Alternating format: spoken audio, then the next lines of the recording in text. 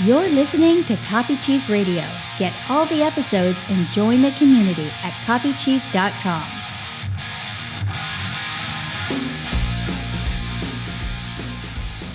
What's up, everybody? Welcome. I'm here with my buddy, Dan Walker. How are you, Dan? I'm great, man. It's good to be with you today. Most of you certainly know the last name. If you don't know Dan, Dan is the son of Jeff Walker, and for 20 years now, a part of Internet Alchemy. Yeah, almost. Oh my goodness. Maybe not quite that long, but coming up. Yeah, I think since 2010. Well, 19 years now for Product Launch Formula, right? Coming up on 20 for that. Mm-hmm. You've been a part of it pretty much your whole adult life. Yeah. Oh, yeah, absolutely. Amazing, beautiful family business. I mean, it's just so cool that you guys, on one hand, completely dominate in so many ways, but you don't do it by having a dominating attitude. You just make it look, I would hope not. Yeah. You make it look breezy and easy, and you just do your thing and you deliver great quality and people love it, man. So it's been a thrill getting to know you in the last year or so and the role you play in the company and seeing a little bit more how the company works. Very much a family business. Mm-hmm. You guys value work-life balance, and it's just a great reminder that this doesn't have to be a grind and a major hustle all the time to work. Totally. Yeah. Well, I'm glad it looks like, I'm glad it looks so easy from the outside.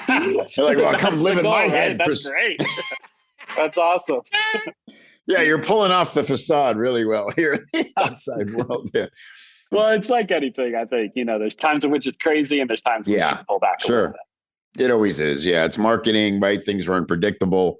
But I want to talk about, we just went through a process we do on Copy Chief called The Goods, where we essentially run a competition for an amazing world-class marketing company like yourself to find and bring on new copywriters. I call it kind of the American Idol or the voice of copywriting. We start out with like around 50, and everybody goes through the same process of doing a test project, writing a cover letter to introduce themselves. Then all the work is assessed. You guys ended up interviewing 5 people, Dan? 5 people, yeah. And it was tough to cut it down, for sure. I know, right? Yeah, everybody, the second time we've done it, first time was with Rich Sheffrin, Felicia Bagash over there at Strategic Profits, and they had the same experience, like, wow, this is really, really hard. And that's how I think it feels the most like an American Idol or something. It's just, you know, when you get down to the final 12, it's like any of them can go be a star. Just go sing. People will be happy. And so I would love to hear for you what the process was like, what stood out to you a month after, now that you've brought on at least 2 people and you're working sample contracts, test contracts out with more. What are your biggest takeaways from the whole process? It's a good question. What I noticed the most, I thought, so yeah, we had, I think you're saying about 50 folks. So there was a lot of folks. Basically, everybody had a test assignment that we gave them. You know, I think they had some instruction beforehand from you and from your staff and your team. And then we gave them an assignment. And it was not the smallest assignment. It was along the lines of what I would ask a copywriter working for me to create as, you know, say a first step in a project. You know, it was writing the beginning of a sales letter and the beginning of an email campaign going to that sales letter. So not an insignificant task for sure. And we gave them a lot of background resources, a lot of background information, and resources from previous times that we'd run. It was for a live event of ours. We gave them email sequences and sales pages for similar live events in the past. So they have things to draw on and things to reference while learning Jeff's voice. What I think I noticed is that just about every single person had moments of brilliance, had things in their copy that I saw and was like, oh, I like that. Whether it was a hook or a line or a subject line or, you know, a way of leading into something like, or a call to action. Like, I think every single person had moments that were really, really good. And the people who really stood out were the people who could pull a lot more of those moments out. You know, it wasn't just having one great idea and one great email. It was having a really good email that led into a really good page that could come up with a interesting hook and carry that through the process.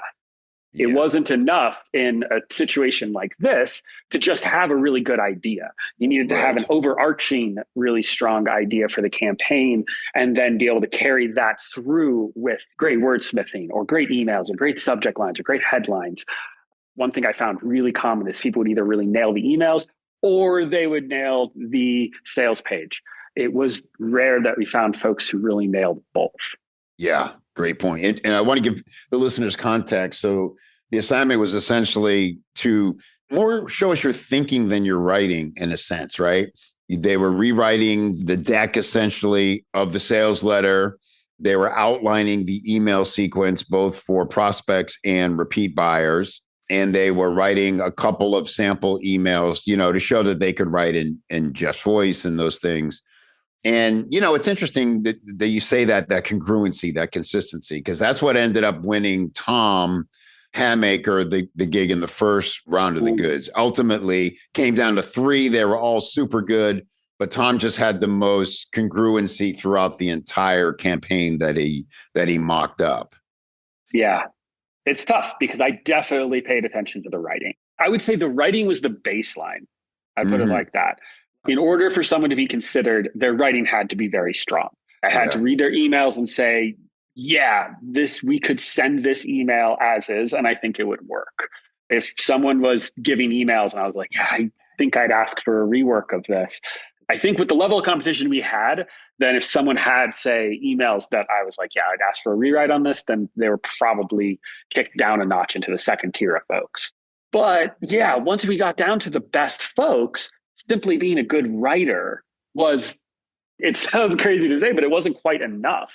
Because here's the thing. So at our company, we're usually working on multiple campaigns at a time. Like we have a campaign that's going live, but we're also still working on, say, another campaign that's coming up. And we might also be working on, say, a renewal sequence for our, one of our high-end coaching groups or something like that.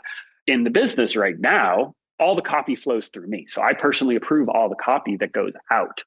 So, right now in the business, all the copy flows through me. So if I have a writer who I need to be very explicitly telling, write email 1 about this, write email 2 about this, write email 3 about this, email 4 about this, connect them together like this, use these hooks. Like if I have to be telling a writer that for each individual campaign, that's not sustainable over the long term. That times however many campaigns might be going on at once, and suddenly that's the only thing that I have time for now. And so what I'm really looking for in a writer is somebody who can be given the big idea, who can be given the strategy, who can be given the goal of a campaign, and then who can go off and come back and propose hooks and can say, hey, I think email 1 should be about this, and that leads into email 2, and that leads into email 3, and here's the way I'm going to carry it all through, and what do you think? And then we can have a discussion about that, and then they can go off and write it all. That, to me, I think is in my opinion, it's an underrated skill as a copywriter. So that was the thing. Like once we had that baseline with folks where they were a good, strong writer, like you could read their copy and be like, this is compelling. Then the next step was, okay, well, how do they carry a theme through all of their messages? How do they craft a sales page that's compelling and then have their emails not necessarily even be trying to sell the product, but selling people on going to that sales page that they wrote? Because that's what's ultimately going to get the conversion. 100%. Yeah, right. That ability to see it all the way through. So really be a strategist, understand the need of every piece to move the buyer forward, the prospect forward. And then, like you said, the writing just has to be really good, where you're not distracted by it. You're not hung up on anything. You're not confused by anything. And in your case, a very clear voice that understandable if a writer will get better at writing in that voice over time. But out of the gate has to understand, would say this, wouldn't say this. So when you were looking at the email samples and stuff, obviously you're not expecting them to out of the gate write like you would or someone on your team or Jeff himself, but were the things that come to mind in the copy where you'd kind of you'd be rooting for the person because everything was looking good, and then something would happen and you'd be like, oh no, were there those things? Yeah, there were some times like that for sure. I'll tell you, there's a couple submissions that were so good, or they were so close to being great, and then there was something that was missed that it was just like, oh, dude, what are you doing, man?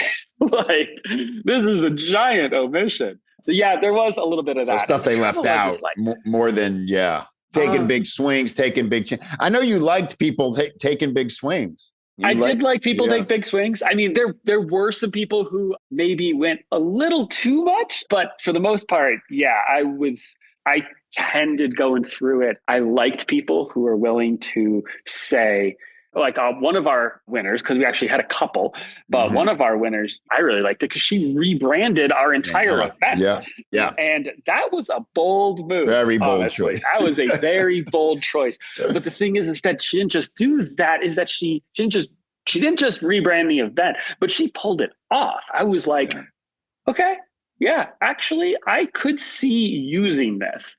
And so, I mean, to me, it's if someone gives you a campaign hook that you didn't think of, that's good enough that you would actually potentially use. Yeah. I mean, that's pretty impressive. Yeah. And I suppose the thing from there is like making sure like, okay, are they also collaborative enough to trust and like, can't be going off the rails every time. So that probably now the job becomes, if we can just verify that this person is pretty sane and lucid and good to work with, then we got a home run here. Right. And of course, the contest part of the goods, that was the qualifier for getting an interview. But then, once it got into the interview process, of course, there's the whole part about, I mean, we are a team of close to 40 folks, very cross-functional. And so, of course, we need somebody who can work in our team. And we need somebody who we're going to enjoy working with and somebody who is able to work with our team well. That's absolutely a requirement as well.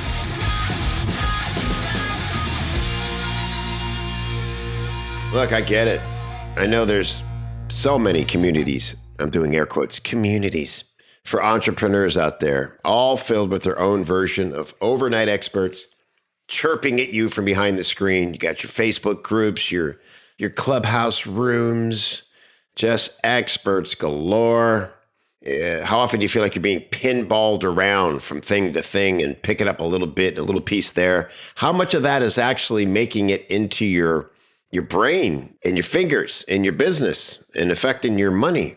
How many of these people are actually out there in the field getting their hands dirty and testing to find out what actually works and what flops? Well, in the Copy Chief community, a real community, you get shoulder to shoulder with the most active, successful marketers working in the trenches today, all while learning from industry legends who rarely teach anywhere else, if ever.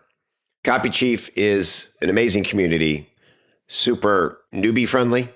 Also, you'll find, elite level marketers and copywriters in there.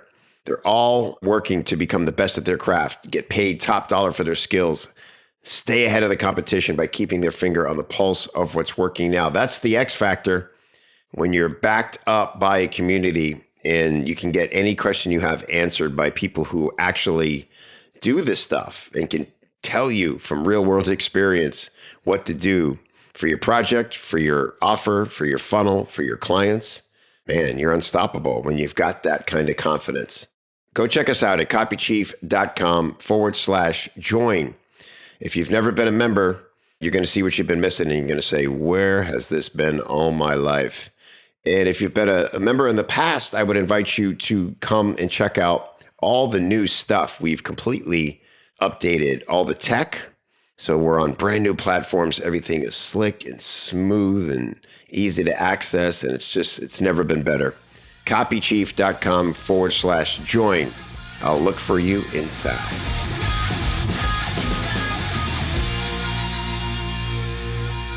And I'm curious, I haven't had a chance to speak to Jen, who did the interviews and all that. Yeah. What were her general takeaways from the things that put people over the edge for her?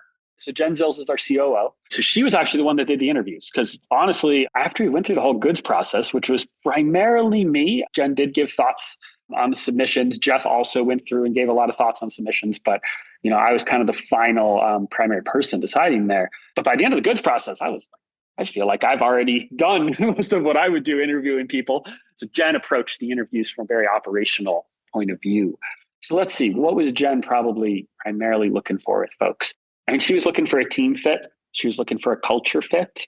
She was looking for somebody who, like I said, we have various forms of copy that we want delivered. So she was asking questions like, have you, planned a full campaign before? Have you planned a full funnel before? How are you with, say, program delivery copy, which might sound really, really boring, but most digital marketing businesses, client is also your best ever prospect. So the people who are our product launch formula owners, so they are, owners of our $2,000 product launch formula coaching program, they are also going to be the most likely people to move up into our launch club high-end coaching program. So we want all of our program delivery copy to also shine and to also be like an email that they're excited to receive from Jeff, an email that, brings them deeper into our world. So you might say program delivery copy, like, oh, is that just, here's your login or whatever. Like, no, that is an important function too. And so like, how do you have experience with that? So I think she was really just looking for people's overall experience level and how they would be as a character and a culture fit. Yeah. Flexibility to take on things, to learn new things. Work in an environment where you're not the only copywriter. You may or may not be the only copywriter working on a project.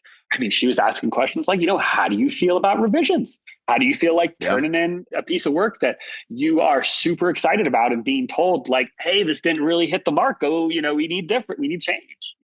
So yes, she was really wondering just like, how do people work in that sort of environment? What are they used to? Right. Exactly. Yeah. Because not everybody has team experience, right? Freelancers are typically, if they haven't been in-house somewhere, they might just be working with a business owner or haven't had that team experience. And I think there's also something to be said for the fact that our business is built on copy.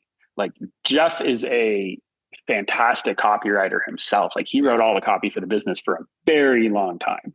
And he's been, a absolute student of copy for 2 or 3 decades now, something like that.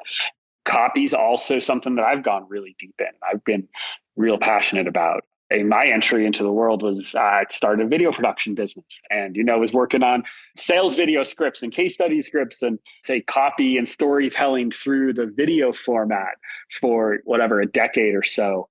And so I could imagine there being businesses where a copywriter writes a piece of copy and they say, this is good copy. And then the person, on the team who's in charge of the marketing or in charge of maybe above the copywriter in the org chart says, okay, cool. You say the copy is good, send it out. And that's not going to be how things go in our business. The copy is going to go by me. And I think rather particular. Like I want us to send really freaking good copy. And if copy comes across my desk and I'm like, hey, this is like not fantastic copy, then we're not going to send it, and I ask for it to get rewritten. And then beyond me, even, Jeff's opening all of our emails. He doesn't necessarily know every email that we're sending out, but he's getting the emails and he's opening emails. And if he opens an email and doesn't love it, like it's going to, come out, it's going to be like, guys, why did we send this? My feeling is probably that that's not the most common thing within the industry, to have the higher up folks, up to the owner of the business being highly invested in the copy and also opinionated as to what makes for good copy. 100%. Yeah. On that note, I'm curious because like everybody, you've adopted a lot of AI into the functionality of your product. You have Launchy, the great tool that helps people create their launch funnels essentially in their campaigns. Where does it begin and end if in any official capacity in your copywriting process as a team? It's a good question. We do highly encourage all of our team members to be proficient in AI and to be using AI where they feel appropriate to speed up their workflow, honestly. And that's something I'd expect for our copywriters as well. I'll give one example of a way that we use AI heavily in our copy. And so we have a podcast, Dare to Launch, and we record, oftentimes they're shorter episodes, 20, 30 minutes, but sometimes they're longer, they're an hour and a half. And so if our copywriters are going to write copy about an episode, an email, sending people to go check it out, they could spend an hour and a half listening to the entire thing in order to find the hooks. That is a thing they could do, but that's pretty inefficient, especially say if we're in a launch or if we're in a big campaign or promoting a live event. That's not the only thing they're doing for the day is writing that podcast email. Like there's a lot of other stuff. So say we have a GPT that we've trained that you just upload the transcript and it'll auto generate, say the show notes, you don't really have it auto-generate the copy so much as you have it auto-generate like talking points and quotes. Timestamps, and you can do quote, great exactly, quotes, yeah. all that stuff. Timestamps, quotes are actually really impressive. It doesn't really, I really thought it was going to be just like embarrassingly bad at pulling out good quotes, but it's really good. It does a great job of pulling out good quotes. And you know what? If you look at that summary, as well as what it considers to be great talking points and pulls out different quotes, and then the show notes description, you look at all that, 99% of the time, that's enough to write a compelling email about that podcast. You'll have the basic thing about it. You can pull a couple quotes out, and then, it has timestamps. So if you're interested in, there might be something more there, you can go and look at it. So this makes the entire process of writing an episode of podcast copy go from, say, a 2-hour endeavor, an hour and a half of listening to it, and then half an hour of, writing an email. And it makes it, just a 20, 30-minute process to write that email instead. Right. A lot more efficient. And also sometimes, show notes. Right. A lot of times, do those show notes need to get rewritten? Maybe, but a lot of times it's like they're descriptive. A lot of times you might not need to have that extra human element in there to have 100%. That be usable. It's a really great example. And that's the same way I've directly adopted it in my business. What's interesting is it's going to do a better job than me on some episodes. I think across the board, it'll do a more consistent job of giving people what they need to hear to click over and listen than I would, because I'm a moody writer, meaning I write for my mood. If I do the show notes right after I hang up on an interview, they're always better, to where if I can't get to them, I get another call or something, a week goes by, I don't quite remember all the magic. I'm not going to re-listen to the whole episode. It was, so I'm at a disadvantage. And that's one thing about AI and those kind of formats. It's just so consistent. It doesn't make mistakes. It doesn't have moods. Right. Like a way that I would think about this is so I had a video production business for a long time. I had all the gear and all the equipment and all the knowledge, and you could shoot gorgeous 8K footage, all this sort of stuff. And at times, all you needed was a quick little iPhone selfie video. It's the tool for the occasion. And I think it's similar. As a copywriter, your job is to create good copy that can go out into the world.